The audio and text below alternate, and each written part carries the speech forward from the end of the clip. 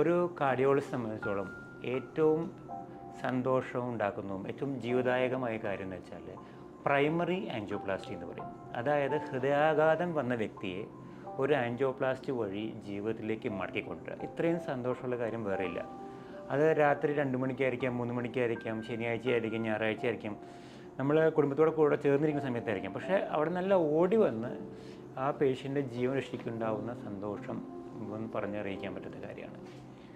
ഇത് കഴിഞ്ഞ ശേഷം നമ്മൾ പിറ്റേ ദിവസം നമ്മുടെ കാർഡിയോളജി ICUലേക്ക് വരുമ്പോൾ ആ വരാന്തയിൽ ആ വ്യക്തിയുടെ ഭാര്യ, ഒരു 30, 40, 50 വയസ്സുള്ള വ്യക്തികൾ, 1-2 കൊച്ചു കുട്ടികൾ, 5, 10, 15, 20 വയസ്സുള്ള കുട്ടികൾ, ഇവരെ കാണുമ്പോൾ നമുക്ക് സന്തോഷമുണ്ട്. അതായത് ആളുടെ ജീവൻ രക്ഷിച്ചത്. പക്ഷേ ഇതൊന്ന് നമുക്ക് ഒഴിവാക്കാൻ സാധിച്ചിരുന്നെങ്കിൽ എന്ന് നമ്മൾ എത്രയും ആഗ്രഹിക്കുന്നു.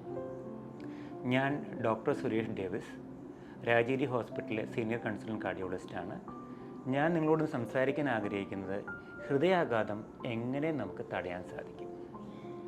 നമ്മുടെ ചെറുപ്പക്കാരിൽ ഉണ്ടാകുന്ന ഹൃദയാഘാതത്തിന് പ്രധാനപ്പെട്ട 3 കാരണങ്ങളാണ്. അതിലെ ഒരു കാരണം നമ്മൾ പലപ്പോഴും ശ്രദ്ധിക്കാതെ പോകുന്നത് family history of heart disease, കുടുംബപരമായി ഉണ്ടാകുന്ന ഹൃദയാഘാതം. അതായത് നമ്മുടെ അപ്പച്ചനോ നമ്മുടെ അമ്മച്ചിക്കോ നമ്മുടെ കൂടപ്പിറപ്പുകൾക്കോ അല്ലെങ്കിൽ നമ്മുടെ അമ്മമാർക്കോ ആൻറ്റിമാർക്കോ ആർക്കെങ്കിലും ഹൃദയത്തിന് അസുഖം ഉണ്ടെങ്കിൽ, അതായത് പുരുഷന്മാർ 55 വയസ്സിൽ താഴെയും സ്ത്രീകൾ 65 വയസ്സിൽ താഴെയും ഹൃദയത്തിന് അസുഖമുള്ള ആൾക്കാരുണ്ടെങ്കിൽ, ബ്ലോക്കുകളുണ്ടെങ്കിൽ നമുക്കും ഉണ്ടാവാനുള്ള സാധ്യത വളരെ കൂടുതലാണ്. അപ്പോൾ ഈ വ്യക്തികൾ നേരത്തെ തന്നെ തയ്യാറായിരിക്കുന്നതാണ് നല്ലത്. അപ്പോൾ എന്താ ചെയ്യേണ്ടത്? നമ്മളൊരു 20-25 വയസ്സാകുമ്പോൾ തന്നെ നമ്മൾ കുറച്ച് ബ്ലഡ് ടെസ്റ്റുകൾ ചെയ്യണം. പ്രധാനപ്പെട്ടമായി ചെയ്യേണ്ടത് ഫാസ്റ്റിംഗ് ലിപ്പിഡ് പ്രൊഫൈൽ. വെറും കൊളസ്ട്രോൾ ചെയ്തിട്ട് ഒരു കാര്യമില്ല. ഫാസ്റ്റിംഗ് ലിപ്പിഡ് പ്രൊഫൈലിൻ്റെ അകത്ത് ചീത്ത കൊളസ്ട്രോൾ, LDL കൊളസ്ട്രോൾ എത്ര, നല്ല കൊളസ്ട്രോൾ HDL കൊളസ്ട്രോൾ എത്ര, ട്രൈഗ്ലിസറൈഡ്, ചില വ്യക്തികൾ ട്രൈഗ്ലിസറാണ് കുടുംബപരമായിട്ട് കൂടാറ്, അതെത്ര, ഇത് നമ്മൾ കണ്ടുപിടിക്കുന്നു. അതുപോലെ HbA1c 3 മാസത്തെ ഷുഗറിൻ്റെ ആവറേജ്. സാധാരണ ഗ്ലൂക്കോമീറ്റർ കൊണ്ട് ഒരു ഷുഗർ കയറ്റിയിട്ട് ഒരു കാര്യമില്ല. നമ്മൾ നോക്കേണ്ട കാര്യം 3 മാസത്തെ ആവറേജ് HbA1c. HbA1c 5.5 താഴെയാണെങ്കിൽ നോർമലാണ്. 5.5 തൊട്ട് 6.5 വരെ അതൊരു ഏർലി സ്റ്റേജാണ്. 6.5 മുകളിലായാൽ നമ്മൾ ഡയബറ്റിക്കാണ്. അപ്പോൾ നമ്മളിങ്ങനെ ചെക്ക് ചെയ്യുമ്പോൾ പലപ്പോഴും നമ്മുടെ വാല്യൂ 5.5-നും 6.5-നും ഇടയിൽ വരാൻ സാധ്യതയുണ്ട്. അതായത് നമ്മൾ ഡയബറ്റീസിലേക്ക് കടക്കണം. ഇപ്പോൾ തന്നെ നമ്മളൊരു ശ്രമിച്ചാൽ നമുക്ക് ഈ ഡയബറ്റീസ് കുറേ കാലം നീട്ടിക്കൊണ്ടുപോകാൻ സാധിക്കും. അതിനാണ് ഈ ടെസ്റ്റ് ചെയ്യുന്നതിൻ്റെ ഏറ്റവും വലിയ ആവശ്യം. അതുപോലെ തന്നെ നമ്മൾ നോക്കേണ്ടത് നമ്മുടെ വെയിറ്റ് എത്രയാണെന്ന് നോക്കണം. എപ്പോഴും ഒരു വളരെ ഇമ്പോർട്ടൻറ്റ്. അതായത് ഓരോ കിലോ ഭാരം കൂടുമ്പോഴും നമ്മുടെ ആയുസ് കുറയുമെന്ന് പറയുക. എത്രത്തോളം വെയിറ്റ് കുറയ്ക്കാൻ സാധിക്കുന്നോ അത്രയും നല്ലത്. നമ്മുടെ ബോഡി മാസ് ഇൻഡെക്സ്, അതായത് നമ്മുടെ വെയിറ്റും ഹൈറ്റും വെച്ച് നമ്മൾ എടുക്കുകയാണെങ്കിൽ, നമ്മൾ ഇൻ്റർനെറ്റിലെല്ലാം ഒരു BMI കാൽക്കുലേറ്റർ ഇട്ട് കൊടുത്താൽ നമ്മുടെ ബോഡി മാസ് ഇൻഡെക്സ് കാൽക്കുലേറ്റ് ചെയ്യാൻ പറ്റും. ഒരു ഐഡിയൽ ബോഡി മാസ് ഇൻഡെക്സ് എന്ന് പറഞ്ഞാൽ ഒരു 18-നും 22.5, 23 വരെ കൂട്ടാം. അതിനിടയിൽ മെയിൻറ്റെയിൻ ചെയ്യുകയാണ്. അപ്പോൾ അതിൽ കൂടുതലുണ്ടെങ്കിൽ നമ്മളൊന്ന് സൂക്ഷിക്കും. 25 മുകളിലായാൽ നമ്മൾ അമിതഭാരം എന്ന് പറയുന്നു, 30-ൻ്റെ മുകളിലായാൽ നമ്മൾ തടിയനാണെന്ന് പറയുന്നു. അപ്പോൾ ആ ഒരു വെയിറ്റ് കുറയ്ക്കുന്നതിൻ്റെ ആവശ്യം. അതുപോലെ തന്നെ ഇന്ന് ബ്ലഡ് പ്രഷർ വളരെ നേരത്തെ കണ്ടു തുടങ്ങിയിട്ടുണ്ട്.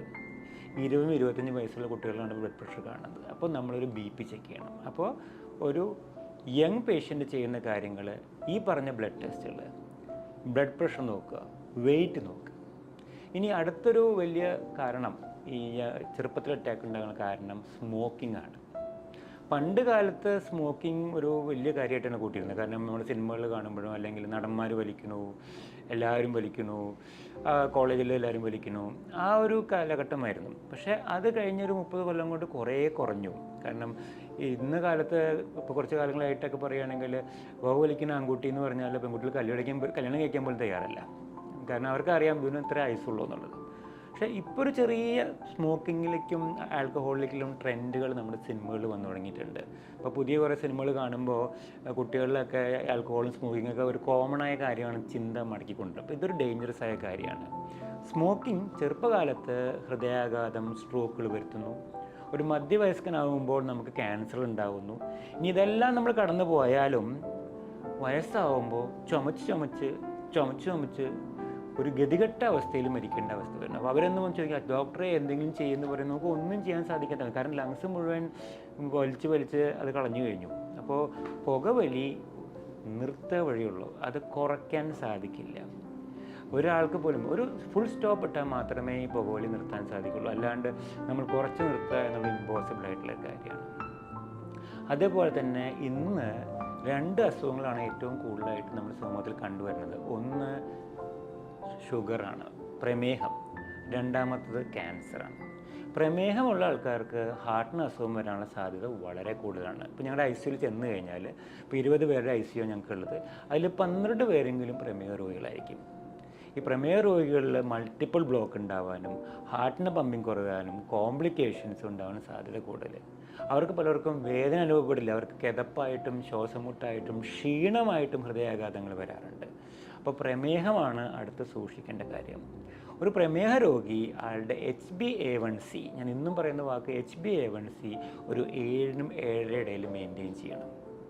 ഷുഗർ കൂടിപ്പോയാലും ബുദ്ധിമുട്ടാണ്, ഷുഗർ കുറഞ്ഞു പോയാലും ഈക്വലി ഡേഞ്ചറസ് ആണ്. അതുകൊണ്ട് HbA1c 7നും 7.5.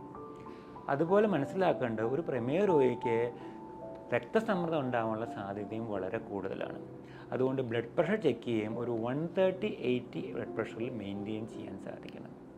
മറ്റൊരു കാര്യം, നമ്മൾ പേഷ്യൻ്റ് ചോദിച്ചാൽ ഷുഗറുണ്ടോ, ഷുഗറുണ്ട്, പ്രഷറുണ്ടോ, പ്രഷറുണ്ട്, കൊളസ്ട്രോളിൻ്റെ ഗുളികയുണ്ടോ, ഇല്ല കൊളസ്ട്രോൾ ഇല്ല ഡോക്ടറെ. അതെന്താ കാര്യം എന്ന് വെച്ചാൽ, നമ്മൾ പോയി ചെക്ക് ചെയ്യുമ്പോൾ ടോട്ടൽ കൊളസ്ട്രോൾ നേരത്തെ പറഞ്ഞ പോലെ 200 കാണും, അല്ലെങ്കിൽ 210 കാണും, 190 കാണും. നമ്മൾ വിചാരിക്കും എല്ലാം നോർമലാണ്. അത് ശരിയല്ല. ഒരു പ്രമേഹ രോഗിയുടെ LDL കൊളസ്ട്രോൾ 70 താഴെ ആക്കണമെന്നാണ് ഗൈഡ് ലൈൻസ് പറയുന്നത്. 70 താഴെ, കാരണം അവർക്കാണ് ഏറ്റവും കൂടുതൽ ഹാർട്ടിന് അസുഖം. ഇത് ആരും നിങ്ങൾക്ക് പറഞ്ഞു തരില്ല. അപ്പോൾ 70 താഴെ LDL കൊളസ്ട്രോൾ കൊണ്ടുപോകണം. അതിന് പലപ്പോഴും നമ്മൾ എത്ര എക്സസൈസ് ചെയ്താലും നമുക്ക് ചിലപ്പോൾ സാധിച്ചെന്ന് വരില്ല. അപ്പോൾ ഗുളികകളുടെ ആവശ്യം വരാം. അതുകൊണ്ട് തന്നെ മിക്ക പ്രമേഹ രോഗികൾക്കും കൊളസ്ട്രോളിൻ്റെ ഗുളികയുടെ ആവശ്യം വരുന്നുണ്ട്. അപ്പോൾ ഇന്ന് ഞാൻ പറയാൻ നിങ്ങളോട് ആഗ്രഹിക്കുന്നത്, നമുക്ക് എങ്ങനെ ഹൃദയാഘാതം തടയാം? നമ്മൾ ചെറുപ്പത്തിൽ തന്നെ നമ്മുടെ വെയിറ്റിന് ശ്രദ്ധിക്കുക, നമ്മുടെ ഷുഗറിന് ശ്രദ്ധിക്കുക, നമ്മുടെ ലിപ്പിഡ് പ്രൊഫൈൽ ചെയ്ത് നമ്മൾക്കൊരു ഡയറ്റ് ചേഞ്ച് വരുത്തുക. ഇങ്ങനെയാണെങ്കിൽ നമുക്ക് ഹൃദയാഘാതം കുറേ തടയാൻ സാധിക്കും.